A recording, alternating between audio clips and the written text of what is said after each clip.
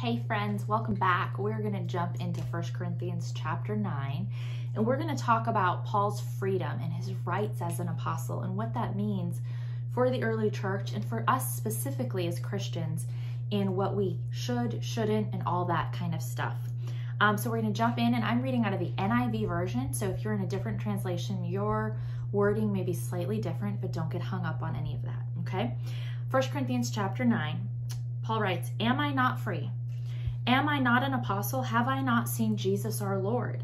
Are you not the results of my work in the Lord? Even though I may not be an apostle to others, surely I am to you, for you are the seal of my apostleship in the Lord." So there's some little bit of this division, even in the early church. Imagine that the early church is not perfectly united in everything. And there's some division about whether Paul is an apostle or not. And so he's saying, even if others don't accept me, you guys have, and the Lord accepts me.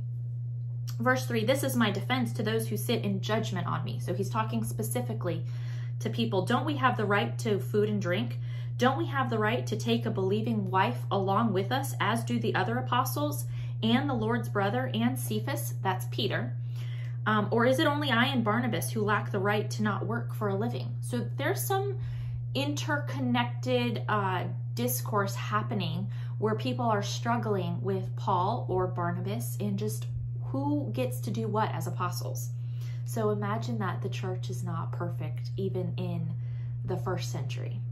Verse 7, "Who serves as a soldier at his own expense? Who plants a vineyard and does not eat its grapes? Who tends a flock and does not drink the milk? Do I say this merely on human authority? Doesn't the law say the same thing? For it is written in the law of Moses," so he goes back to the law, "Do not muzzle an ox while it is treading out the grain. Is it about the oxen that God is concerned? Surely he says this for us, doesn't he? Yes, this was written for us, because whoever plows and threshes should also be able to do so in the hope of sharing in the harvest. So the worker reaps the reward." Verse 11, "If we have sown spiritual seed among you, is it too much if we reap a material harvest from you? If others have this right of support from you, shouldn't we have it most of all?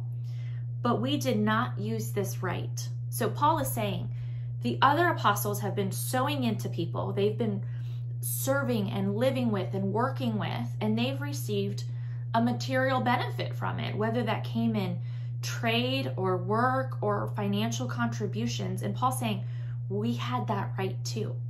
And verse 12, "If we have this right of support, shouldn't we have it all the more? But we did not use this right." So Paul's saying he's never taken from people. On the contrary, we put up with anything rather than hinder the gospel of Christ. So rather than worry about finances, Paul is out working and ministering. So he's saying he had the right of the apostle and he did not take it. Verse 13, "Don't you know that those who serve in the temple get their food from the temple, and that those who serve at the altar share in what is offered at the altar? In the same way, the Lord has commanded that those who preach the gospel should receive their living from the gospel." So this is a huge thing in the early church, and it's a huge thing in our churches too, that we as believers who receive service from the pastors and pastoral leadership and ministers in our church, that we care for those people, not just with our words and our prayers, but also financially. It has also sadly become an issue where in some places people have abused the gospel to make a living. And we have to be careful that we don't go one far on one extreme and too far on the other extreme, but that we understand as Christians, our tithes and offerings in our local churches care for the people that are serving us faithfully. And that is different than televangelists who are calling in for money. This is about being plugged in and connected with the local church. And Corinth was a place that Paul served faithfully for many, many seasons. Verse 15, this is Paul, "But I have not used any of these rights. And I am not writing this in the hope that you will do such things for me, for I would rather die than allow anyone to deprive me of this boast. For when I preach the gospel, I cannot boast, since I am compelled to preach. Woe to me if I do not preach." So this is Paul's heart, that the gospel message has to go out, and he will do it at whatever cost to himself. "If I preach voluntarily, I have a reward. If not voluntarily, I am simply discharging the trust committed to me. What then is my reward? Just this, that in preaching the gospel, I may offer it free of charge, so not to make full use of my rights as a preacher of the gospel. We see Paul's heart poured out for the people. He is telling them, I had every right to ask you for money. I had every right to ask for anything, but that's not why I was there. I'm not looking for something from you. I want to give you the gospel. I want it to come alive in you. And this is what matters, the gospel message. And this is where we see Paul's heart.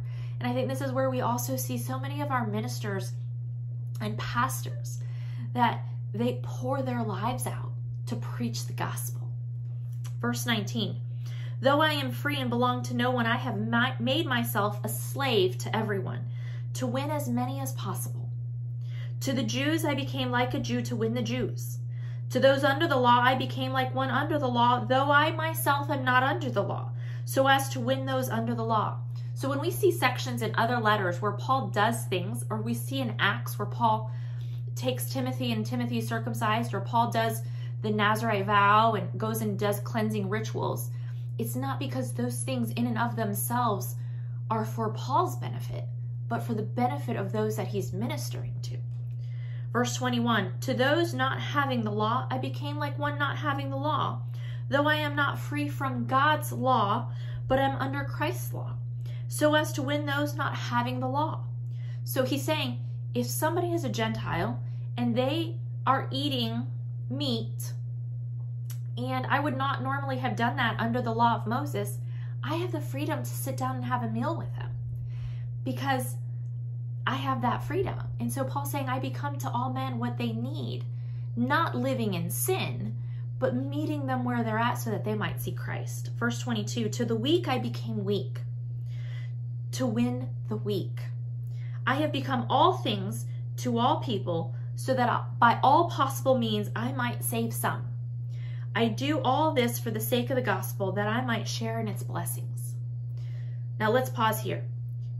This doesn't mean I go into a bar and I get drunk with a friend because I'm trying to win them for Christ. No, it means I set an example, but I can be at a dinner event with you and you can have a drink and you can do what your conscience has called you to because you live under a different standard than me, and I'm not condemning you, but I'm also going to live in the grace and freedom that Christ has given me to go to dinner with you so that by the example of my life, you might know Christ.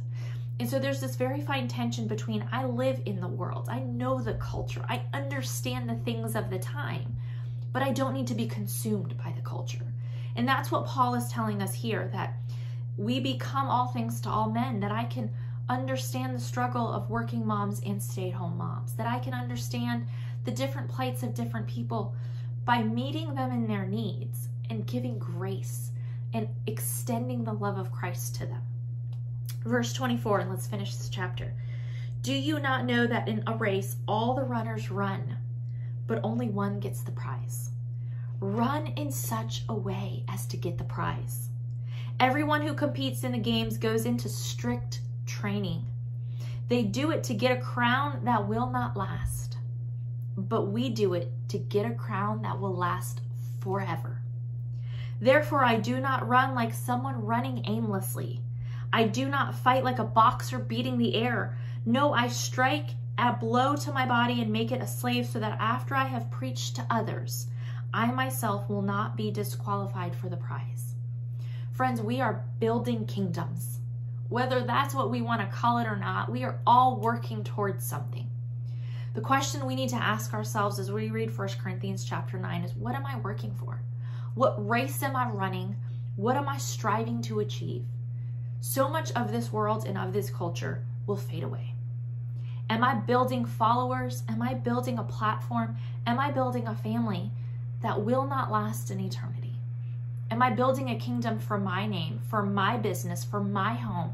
Or am I building God's kingdom that lasts forever? Am I sowing seeds of spiritual benefit that have eternal impact? And Paul leaves us with some really big things to think about. So that's my challenge to you, is that we would be building eternal benefits and be kingdom minded.